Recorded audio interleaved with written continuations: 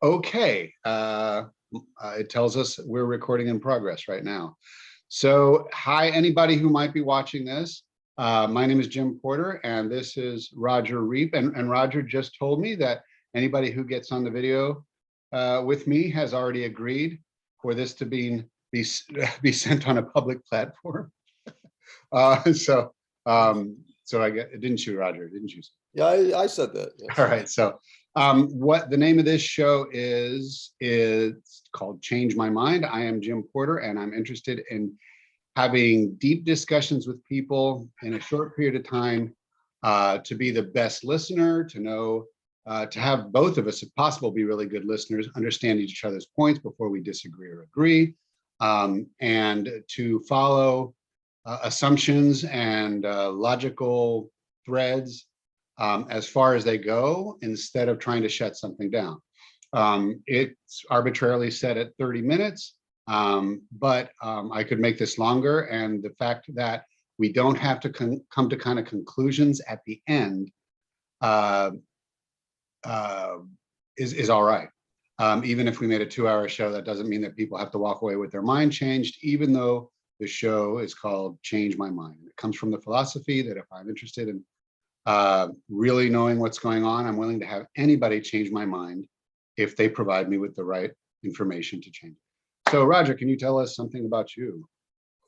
Well, I spent most of my career as a professor in the College of Veterinary Medicine at the University of Florida. I retired about 5 years ago, and my area of research was neuroscience.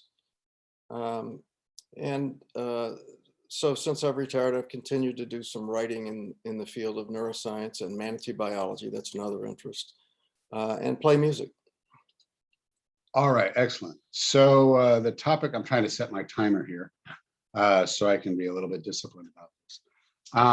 The topic that I think would be fun to discuss is the concept of free will versus determinism, and the implications for that on criminal justice practices. I'll just say my name is Jim Porter. I'm a mental health counselor in the Gainesville, Florida area, and I have a lovely family and a pretty good life. That's all I know to say right now. I guess I'll start with my take. Well, let me ask you, because this is where it all came from. We talked casually about this. If the assumption was made, or it was really starting to be heavily supported, that human beings don't really have free will, what would that imply for criminal justice to you? Well, I think again, the crux of that question is, what do we mean by free will? So we get right back to the issue of defining our terms before we answer the question that you're asking. And that's where I think it's similar to conversations that involve the concept of consciousness. One of the problems in that arena is that it's very difficult to arrive at a uniform, agreed upon definition of consciousness, and it means different things in different contexts. So I think the same thing is true of free will. My basic, attitude about free will is that we have limited free will. We are constrained by having a body. We're constrained by the laws of physics and our biological needs. We have all kinds of constraints. So we're not completely free to do whatever we want. We can't go jump in the air and fly, for example. And so the idea that we have something called free will is already a limited concept in my view. And the question is, what do we mean by free will? Now, usually I think what we get down to is a question of choice. When we talk about free will, it means that we have a legitimate choice between, various alternative courses of feeling, thinking, or acting. So that's what I would start off with. Okay. Well, I guess I should say, so what you're saying is, so what you're saying is that there are biological and probably environmental constraints on free will. And maybe you're implying things like the autonomic nervous system does a lot of things without us deciding to choose. However, that we do go out and choose whether to turn left or right. I mean, if we're wide awake and we don't have to rush off to work, we make a decision if we're going to turn left or right coming out of our driveway. And that is a true, that's a true choice. It's not overly influenced or, well, I'm not sure. Are you saying that it's 100% true choice there, or like 80%, maybe based on 20%? Well, I think you've hit upon the issue, is that it depends on the person and the context. For example, I don't have a choice to do a balance beam routine in gymnastics because I'm not capable physically of doing it. I haven't trained for it. So I don't really have that choice. Whereas my granddaughter, who's a gymnast, does have that choice. So it depends on our physical limitations. If I'm missing parts of my body, then I can't throw a javelin, for example, or other things like that. And that's real easy to talk about when we're talking about physical prowess. It's not my choice to run 100 meters in 10 seconds. We can think of zillions of examples like that. But when we talk about mental capacity, then we ask ourselves, is it a legitimate choice for me to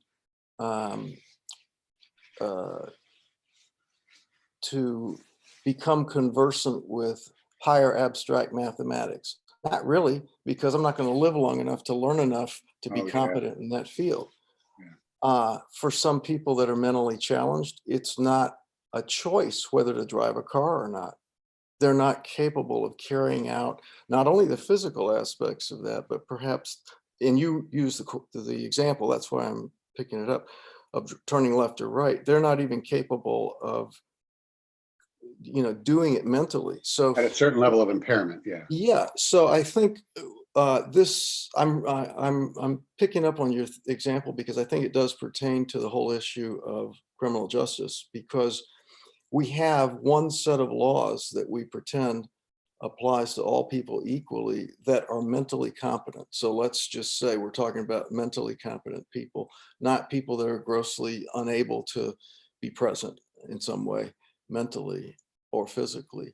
So if we just limit ourselves to so-called normal people, then we still have to admit that there's a range of capacities there, a big range. Some people are colorblind, for example. Now, things are arranged so that that doesn't impact you too much, but other features of, let's say, your attention span. Let's say you're a person that's very impulsive and you haven't learned how to control your impulsive nature, either because of, the way you were raised or the drugs you took or whatever it is, but right now today, you're walking on the street in public and you have a problem with impulse control. Well, as you know, being a therapist, that kind of person is going to be more likely to get in trouble with law enforcement and to act out in certain ways in that are going to have a greater chance of landing them in the criminal justice system. Whereas if you're a person that, on the other hand, at the other extreme, if you're a person that has agoraphobia and you don't like to go outside, you stay in your house all day, you're going to have a very limited life with very limited choices, but you're not going to get in trouble with the criminal justice system because you're not causing anybody else too much harm. So those are the kind of things I think we have to bring it into the human arena. I don't like talking about free will in an abstract way because nobody lives in the abstract world. Yeah. Speaking of human arena, this may be diverging, but not too much. We can always come back. So you worked with like tiny little mammals, right? Didn't you? Or I've worked with everything from cockroaches to manatees. oh gosh. Okay. Wow. That's the range. But mostly with my work on cognition, it was mostly with rat neurobiology, experimental, looking at brain circuitry related to spatial orientation and attention, those kind of things. So this is truly tangential to some degree because I want to go back to humans, but as far as behavior, let's say in just mammals, Well, I'll just say, is there free choice there in mammals and other species, non-mammals? Well, it's an interesting question. I've been dealing with it most recently in the context of manatee navigation. So we have radio tracking of manatees, and we know where they go, and we know that individual manatees will utilize different paths to reach the same seagrass bed where they feed. And the question is, and they use repeated paths over and over. So they have a set of preferred trajectories they use. And the question is, are they making a choice? Oh, I want to go down path A today, or I want to go down path B. It's what it looks like. If we saw a human, if the radio transmitter was on a human and they did the same thing, we would say, oh, they chose to go this way today and that way yesterday. So that's the Right. best way I That's can answer very it. helpful, because it reminds me of another question, Okay. which is, yeah, we can, in a way, we believe we can let each other into each other's little black box. We can talk, we can describe, we can say, I'm thinking this, we can say, I chose that, manatees can't do that to us. I mean, well, I don't know. We might just not be listening very well. But the point is, the black box, it looks like it's a choice when a human does it, and at least to you and probably to a lot of us. And we might not even want to infer a choice with a manatee. So that brings up for me, again, I was going to try to go deep with each thread, but it's probably just as good. And that is the sense of choosing versus the sense of I didn't choose. So I'm trying to think of a good example. Let's say I flinch because I think I see something out of the corner of my eye. I might say, "Oh gosh, I didn't mean to do that. I didn't choose to do that." Let's say someone has just experienced a death, and they're completely stressed out and in just terrible sorts, and they're exploding on people. They're yelling and screaming and stuff.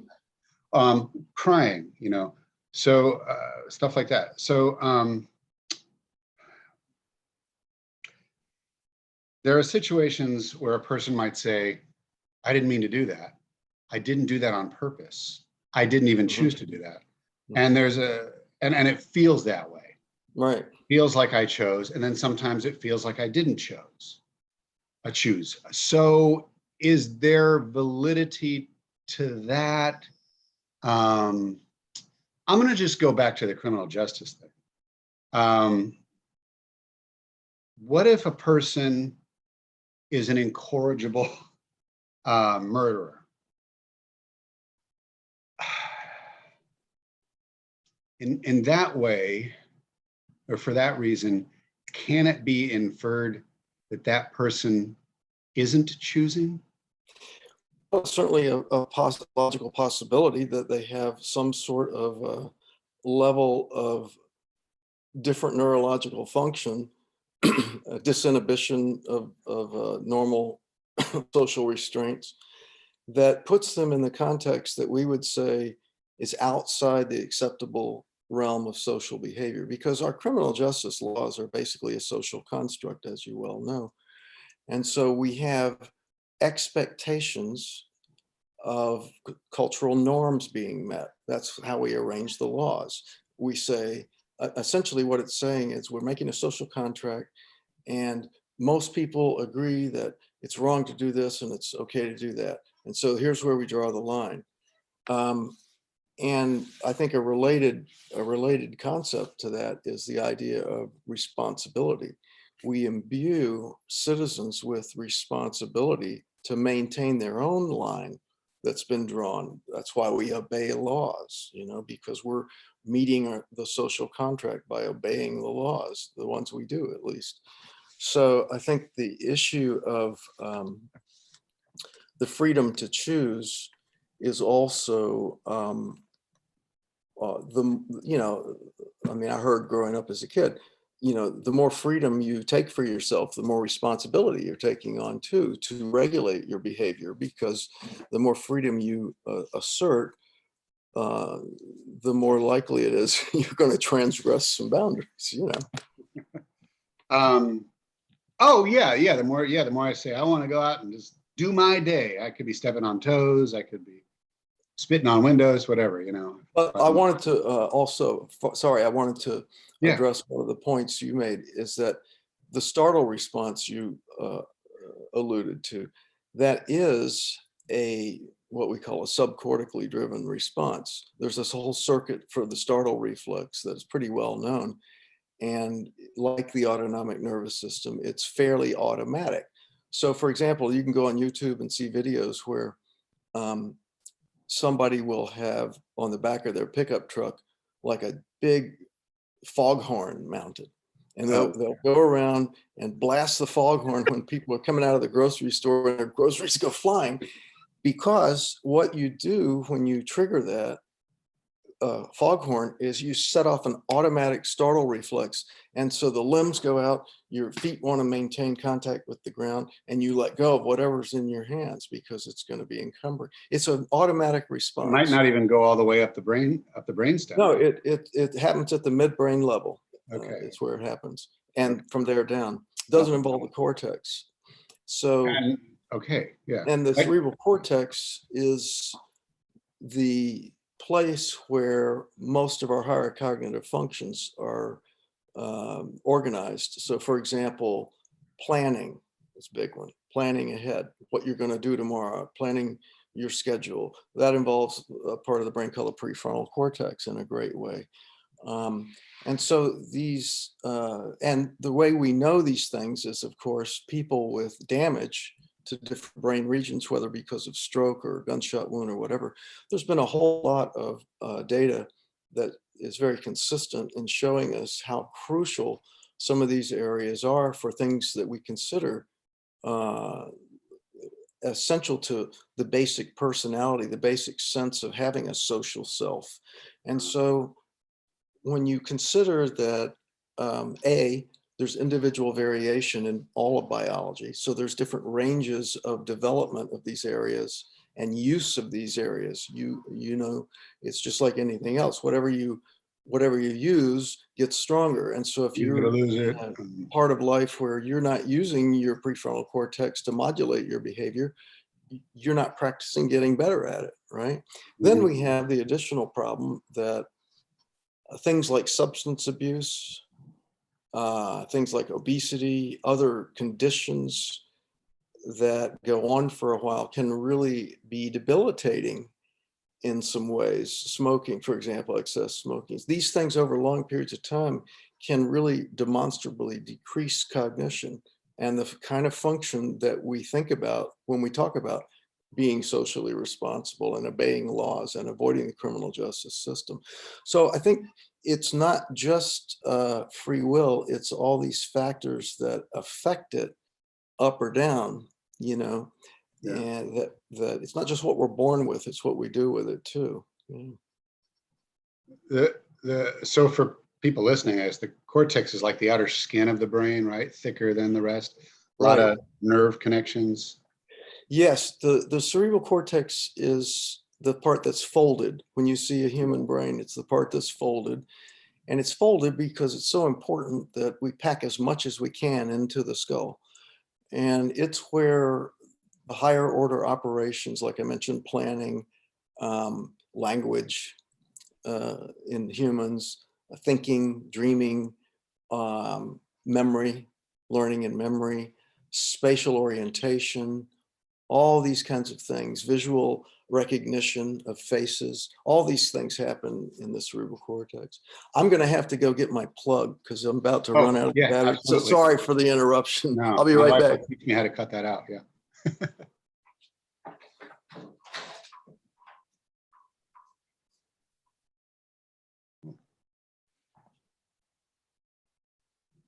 That happened in no time. Yeah. So I think I remember the question that to me seemed to come, and it was, right, okay, the responsibility construct, I'm going to call it a construct. Okay. And I'm going to say the cortex, is the neocortex the same as a cortex? Is it pretty much? Well, without getting into too much detail, there's different kinds of cortex, and neocortex is the part that most people talk about when they say the cortex. So that's the part we're focusing on. And the neocortex is the newer, and it's the lobes are also pretty new. I don't know. I Yeah, use the word neo to mean. when we say new, we mean in an evolutionary sense. Yeah, yeah, yeah. So yes, there are parts of the brain that are enlarged in, say, primates and carnivores, and but let's not get too deep into the woods on that. I just had mine put in yesterday. It's a whole new world for me. Okay, but so there's the construct of the responsibility, and I'm saying that because I'm going to ask you if you think it's a construct or if you think it's a real thing. And then there's also, for me, the question of, like you said, it feels like we're choosing. So the question is, well, he didn't say that. I think I said that. When the neocortex is in action, is it possible that that could be us actually working with intention and slowing down and thinking things, or could it be that it is just slower, tons more complicated processing that's intended for other purposes like long-term planning, social standing, whatever, so therefore it's more sophisticated in that sense because it has that job. And that really it's still just a computer doing what it has to do based on all the inputs. And then that brings up, is responsibility a useful construct or a construct, possibly, probably useful? Is it just a construct, or is it a real thing, I guess? So whichever way you. Let's start with the brain function part that you've mentioned. When we have anything going on in a thinking kind of mode, there's continual interaction and feedback with various parts of the brain among themselves and with the environment. So when I'm looking or hearing or tasting or touching, I'm receiving that input into my nervous system, and it's influencing what's happening. So the analogy of a computer is somewhat misleading, because the thing that most computers don't have is what we call affective bias. So affective bias means, if I do this, I feel pleasure. If I do this, I feel pain. We experience everything on some continuum of a pleasure-pain spectrum. And those circuits in the brain are pretty well known too. But any type of cognition, let's say I'm trying to decide between two alternatives, do I wear the blue shirt or do I wear the black shirt? To have a simple example. Well, it's going to depend on the circumstance. Am I going to a funeral, or am I going to, a music festival? That might influence my choice. So the context is crucial. And the idea is that as we deliberate, there's feedback. There's feed forward and there's feedback in all these neural circuits that are going on. So it's not a fixed entity. It's a constantly changing entity. But I think you're exactly right. When we do something like slow ourselves down by, say, taking deep breaths is a common one, engaging in meditation is another one. What we're doing in part is creating space and time for greater range of deliberation, a greater spectrum of deliberation. And that is where I think the choice comes from. We allow ourselves, it's like cultivating a garden. And in this garden, what grows is choice. We grow more choice when we open ourselves to more possibilities. And one way we do that is by creating more space and time to make decisions. Now, the thing about responsibility, I do think it's a social construct. We are as individuals, and we have evolved as a species to be in a social context. We've never been without a social context our whole lives. Now, one could legitimately argue, I think, that our beginnings as humans, as a human species, were in smaller groups, and it was probably easier to have social cohesion at some level in smaller groups. So the idea that, our sense of community these days is very dependent on the scale we're looking at. You know, Yeah, we might feel yeah, very plugged into the town we live in, or at least right. groups of people in that town, but not very plugged into the state as a whole or the nation as a whole in certain respects. Yeah, yeah. So I think, yes, I agree. Responsibility is a social construct. We decide where the boundaries of responsibility should be. Okay, good, because that's kind of where I'm at. I mean, we have like 6 minutes, well, 6 minutes and 9 seconds. So I'm really glad how this is going, and we're not going to get like to solve the problem of criminal. Mhm. We'll do that in another half hour. It takes a full hour to solve the problem. That's right. But so again, I don't want to like assume that responsibility and deservingness are the same thing. Well, you know what I could ask in any way, based on the concept that responsibility is a construct, that in a sense, does that imply that group morality is constructed? Well, morality is constructed in humans as a group process, kind of. Well, I think that's what laws represent. Mm-hmm, A group mm-hmm. process in action. Now, you can argue about some laws being pushed through by interest groups and all that, but the general idea of laws, I think, is I mean, yeah, a group. maybe centuries, maybe millennia ago, it was one big guy that told everybody what was Mhm. wrong, right and wrong. Yeah. You know? So I think one of the things I'm trying to get to, which is probably jumping, but would you change some of the criminal justice processes based on how you feel the current ones work, based on what we're talking about today? Well, I think it's really hard to disentangle that process that you're talking about. The answer is yes, I would, but I don't feel competent to, for the very simple reason that there are so many other prejudicial angles to the criminal justice system. It's particularly skewed in disfavoring poor people and minorities. And so until we solve those problems, I don't think you can even start addressing these problems, except in cases where I could say that with sophisticated psychological testing, it may be possible to get at some of the more subtle aspects of brain dysfunction. And mm, and the kind of brain dysfunction that leads people to make poor decisions.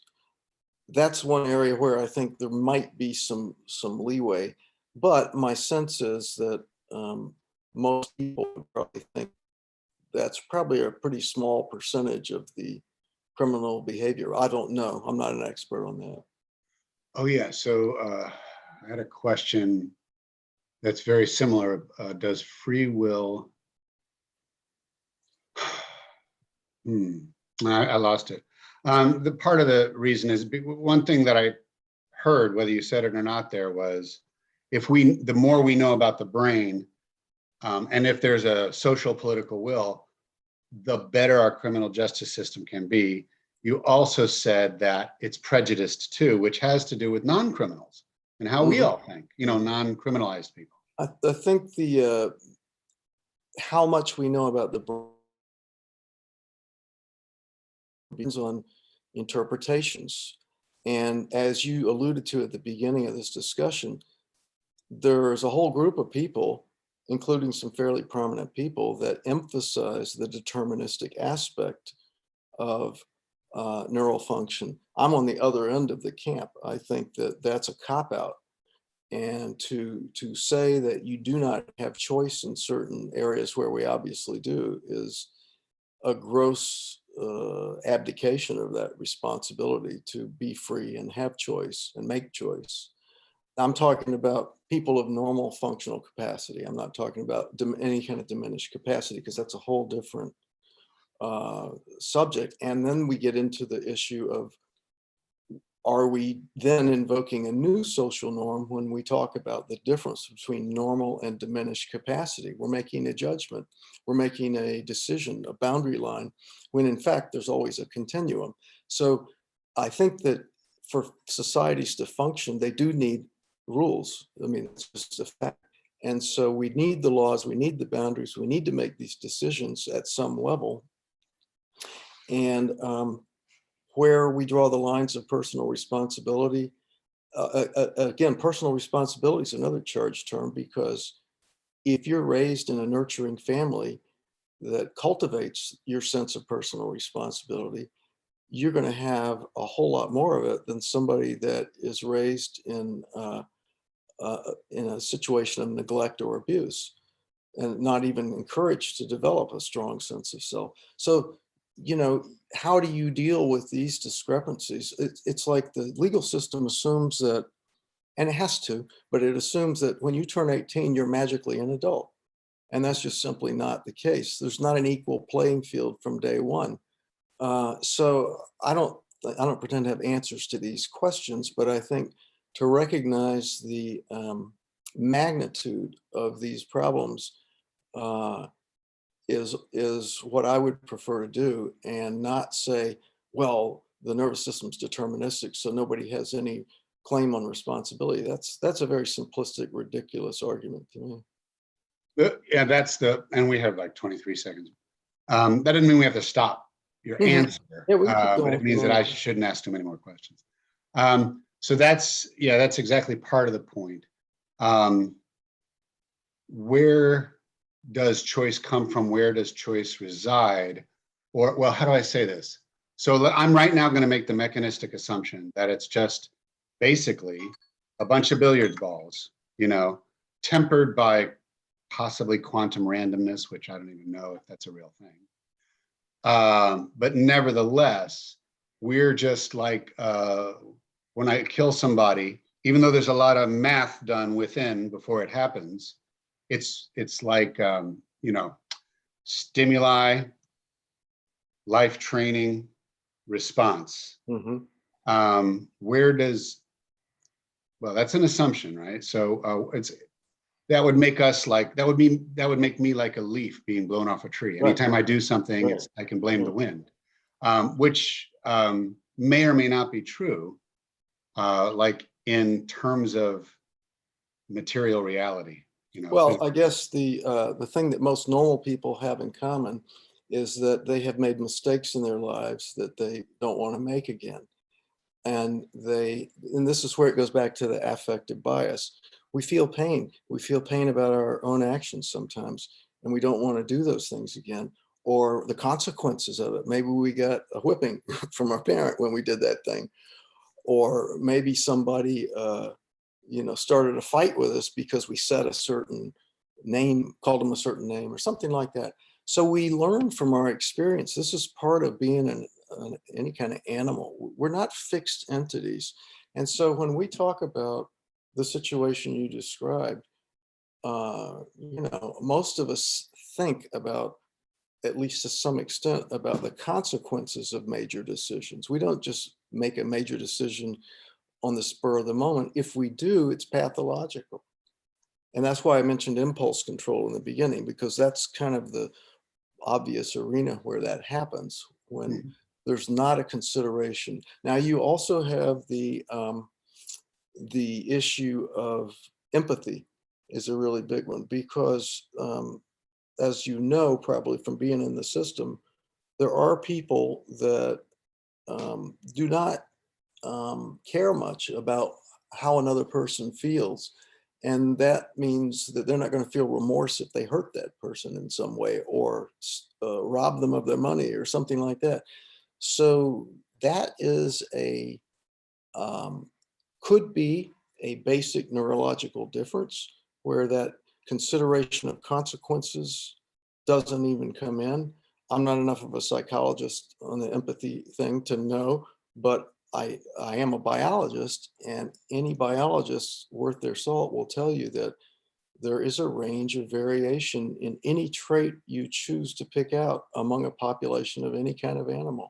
And we're one kind of animal. So I have to think that those variations in things like empathy and seeing the consequences legalistically of one's actions, they vary all over the place too. So we have one size fits all approach. Like, if you do this, you're going to go to jail for 10 years, which we need to, unless we have some kind of more sophisticated way of tailoring the consequence, Experiences. the legal consequences of action to particular individuals, which I don't see that happening anytime soon, then we're stuck with the idea that we need to have social norms. Yeah. Oh, okay. This actually probably, I know your answer to this. I said I'd ask one more question, but this is the Sure. second one more. But and also we have 26 seconds at the very least. You can talk as long as you want, remember? Okay, so if you could give a ridiculously horrible murderer, if you found out that you could give him a bag of jujubes and he would stop murdering after that day, would you give him the bag of jujubes? You'd start to realize he's changed, and then you just let him out free? If he's already been sentenced to 20 years. Well, I mean, if you're talking about a guarantee that he wouldn't do it again, I think that's what you're after in the ideal sense with any kind of incarceration, is you're hoping to have a change in behavior, because most people aren't incarcerated for life. They're incarcerated for, 1 year, 5 years, 10 years, something like that. And we want to keep them off the streets because we don't trust them to not do it again. But if now that trust is gained, that's what parole boards are all about. Has a person reformed enough to be a legitimate member of society? So I think if you told me the jujubes were a shortcut, I'd say fine. I must be a crazy person. We actually have more time than we do than I said. I was looking at one of the numbers wrong or something. Okay. That's crazy. Okay, well, yeah, that would be a great takeaway anyway, though, because what I'm hearing is that, yeah, because you mentioned more sophisticated criminal justice, and so what I'm hearing is that, yeah, if we can have it, the best thing is to get the behavior corrected. Well, because look at what we do. Most of us that are responsible citizens, we don't necessarily like obeying all the rules, but we do it because we know what to expect from others because they're doing it. We all agree this is a way that we can create order that we all need in our society. So it's not like it's fun and you have to regulate your behavior. I have to think about, wow, there's other cars on the road. I can't just go through every red light, I have to think about, I'm going to have to stop, and maybe I'm in a hurry, so I don't want to stop. So there's always this conflict of our own individual desires of how we might behave if we were totally alone on a country road versus the realities of living in a city, let's say. Absolutely. Well, I like to leave it here anyway, because I just realized the reason that I thought I had more time than I did is it went all the way to 30 minutes, and then I did not know that my timer starts over again. It gives you a brand new set of 30 minutes. What kind of timer is that? So I really appreciate the input you have on that. Yeah, the way this worked out was basically one of the exact ways I hope it would. Oh, good. At the very least, the person gets to say any and everything we can squeeze into the time. Yeah, I think 30 minutes is a good amount of time too, because on the other end of the spectrum, you probably know this as a psychologist, that most people's attention span comes in 20-minute chunks. And so if you have a half hour or so, that's about right. You don't want it to be too long. Yeah. And we can do other episodes too if you want. Leapfrog off this, or we could talk about something else. Yeah. I really appreciate you being my inaugural guest I'm on honored. Change My Mind with Jim Porter and special guest Roger Reep. This is the first step toward me being better at this. Thank you. All right. Take care, Jim. You too. See ya. I'm clicking.